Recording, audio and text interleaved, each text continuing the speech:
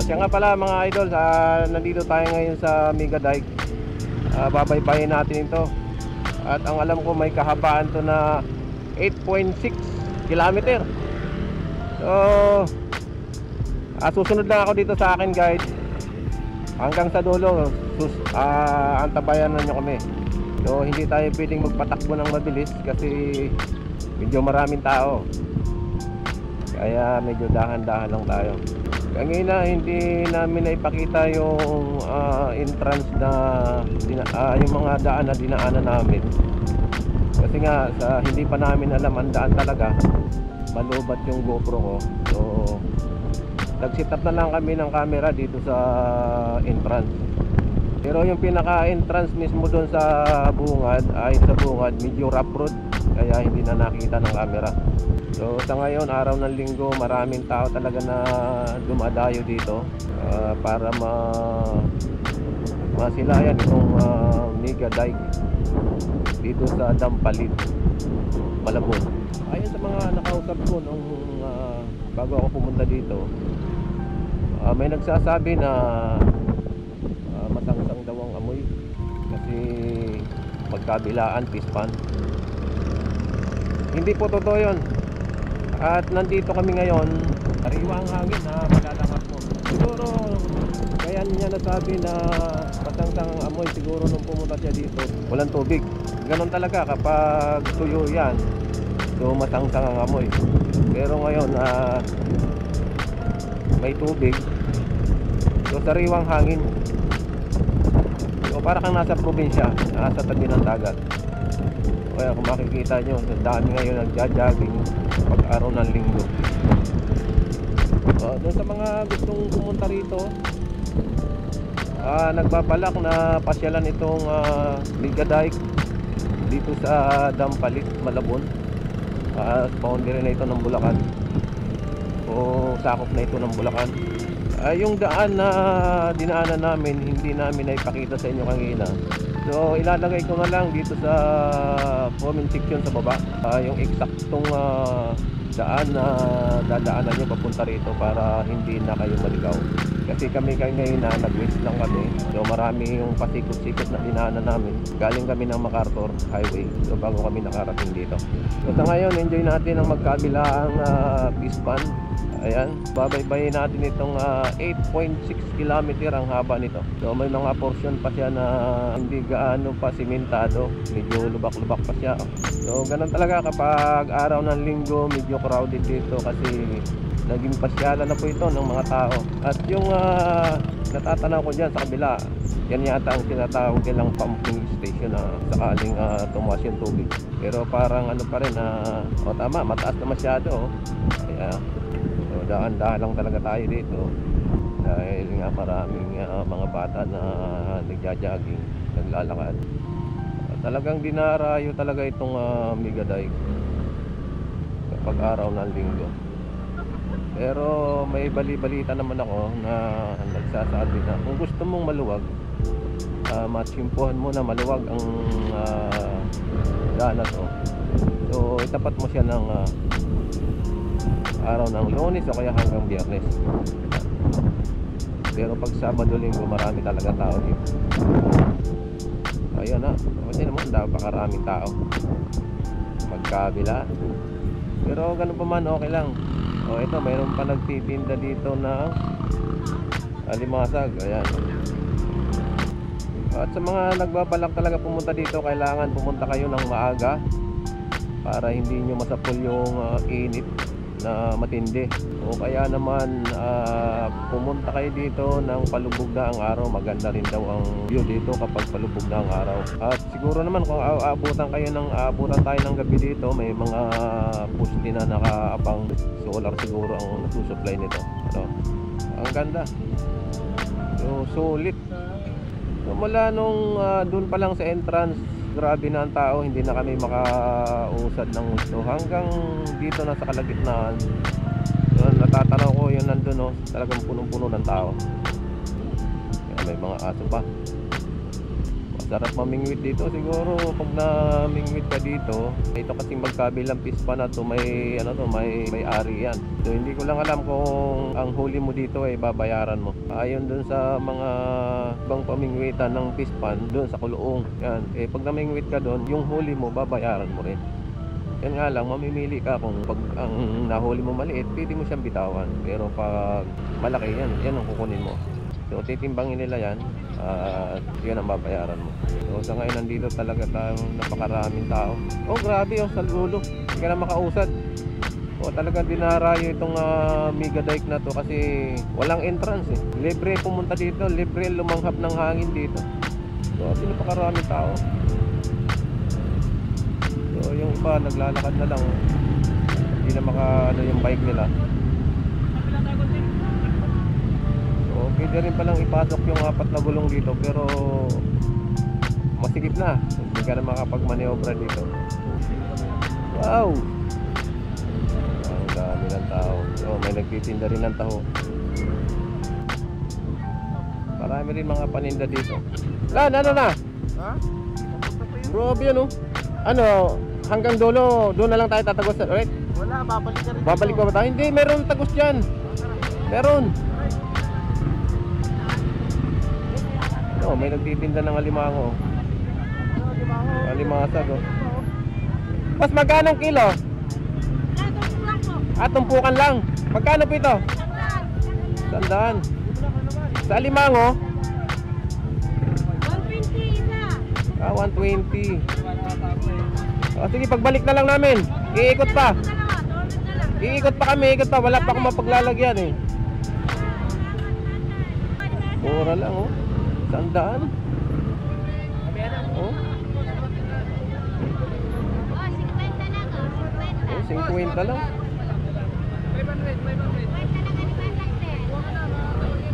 Sige, hindi pa maubos yan.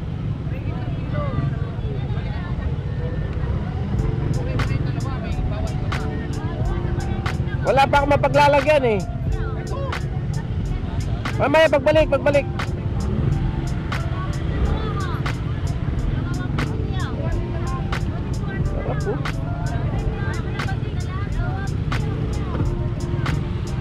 Pala ko kanina, magdadala ako ng plastic. Hindi ako nakadala ng plastic.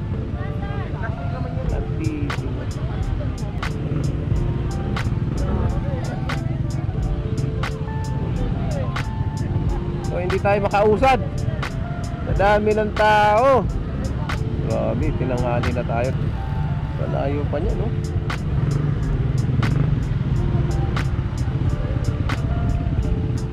Tao, grabe, sobra. So nagpapasikip dito yung mga nagtitinda. So dahil nga dinarayo itong lugar na to, so sinasamantala nilang dito na magtitinda.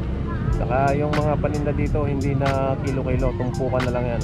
Yan, 100 lang yan mga yan. Pag tinumpok nila lang ganyan, 100. Yung alimango kanina 120.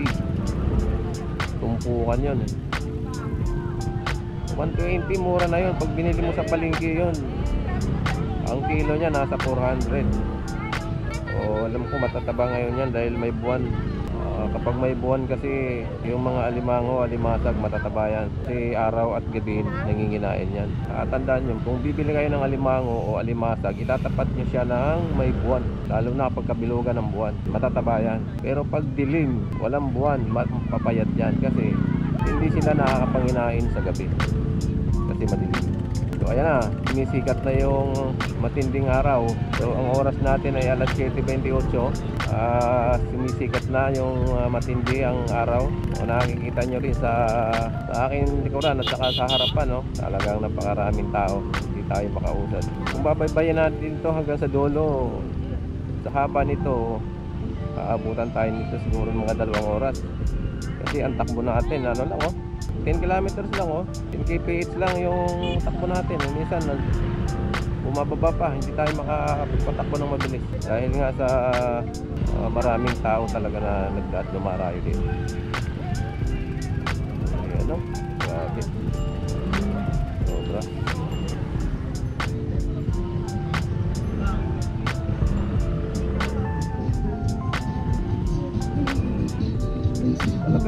yun talaga ng mga nagtitinda na ito.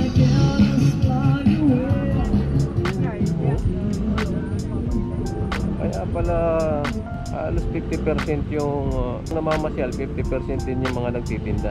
So minsan lamang pa yung mga nagtitinda. So mula dun sa bungad hanggang dito ngayon sa kalagitnaan, hindi pa rin kami makapagpatakbo ng medyo mabilis dahil talagang napakarami ng tao. So ang oras alas 7:30 ng umaga. So hindi pa gaano masakit ang sikat ng araw. Pero pag inaabutan ka dito ng mga alas 9, alas 10, baka hindi mo nakakayanin yung init ng araw. Sa mga nagbabalak na pasyalan itong Mega Dike dito sa Dampalit, Malabon, pumunta kayo dito ng madaling araw. Bago pumutok ang araw, kailangan nandito na kayo para hindi kayo masapul ng matinding init. O kaya naman sa hapon maganda rin pumunta dito. Wag lang magpagabi kasi may mga party pa na walang kuryente. Katulad nitong binabaybay natin ngayon, walang poste. Ibig sabihin wala itong kuryente pag sa gabi. So madilim. Sa mga napapanood kong mga nagbablog nito, wala pa itong mga store na to. Ngayon halos lahat meron na sila. Meron ng kainan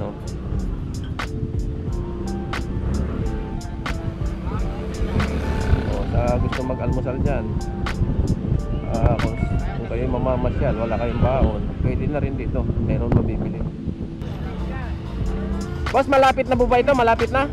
Ha? Malapit na exit nito? Malayo pa. Malayo pa yan, pero may labasan din dyan. Nagigit kalahati pa lang kayo. Okay. Malayo pa yan. Okay, sige. Matindi na ang sikat ng araw. Lalakad ka lang pala dito, papunta dito. Wala kang sasakyan. Kawawa. Nagugutom ka na? Sige, diretso lang tayo. Kung ano yung lalabas daw eh. Lalabas, kaliwa kanan, kakanan tayo dyan.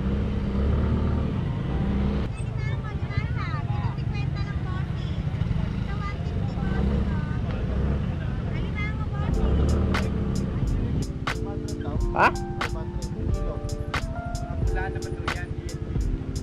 Ganon din. Okay, hanap tayo ba? Yosi muna ako. Sige. Ano yan? Reclamation area ng Malabon?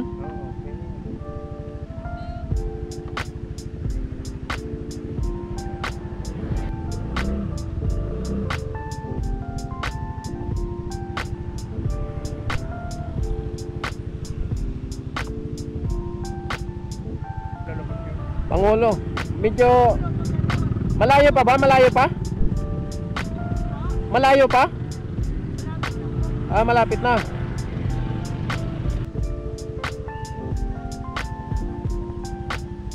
So kitang-kita din yung yan ang reclamation project naman ng Malabon. Tuloy din pala yan. Akala ko natigil na yan. So kailangan talaga pag pumunta ka dito may sasakyan ka. Ha? Hindi nga kasya rin gandun lang sasakyan. Hindi, may motor ka ba? Kasi ha? 8.6 kilometer ang layo nito.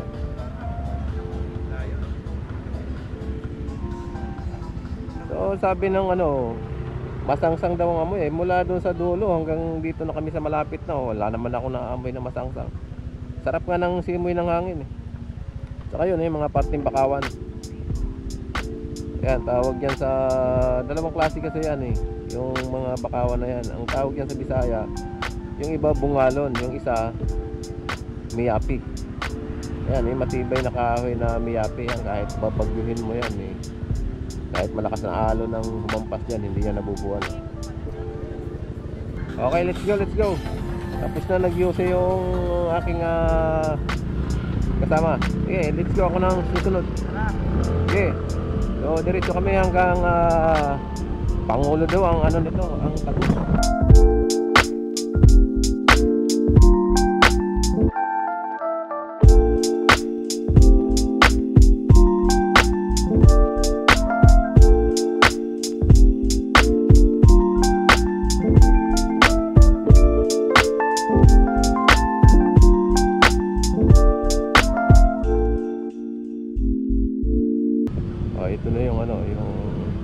pumping station na to.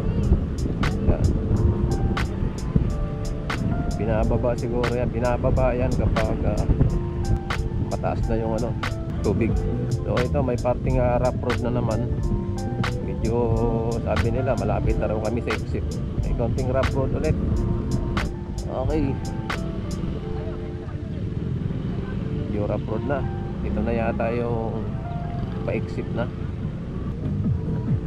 Ang galing din ang naisip na to, no? Nagawa nila ng dike itong ano na to. Double purpose. Naging pasyalan pa ng mga tao. At hindi lang taga Malabon o mga karatig lugar ang pumupunta dito. Yung iba malalayo pa. Dinadayo nila ito upang para masilayan lang yung mega dike na ito.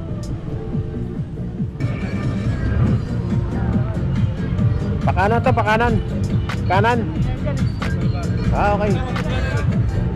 Pabalik ulit yun. Umikot lang pala tayo, no? Umikot lang pala tayo. Okay.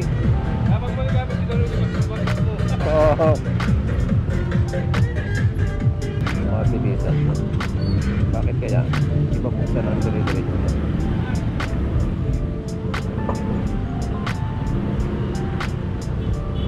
So, nasa na yung partner ko? Lumayo na. Di ba ito rin yung dinaanan natin kanina?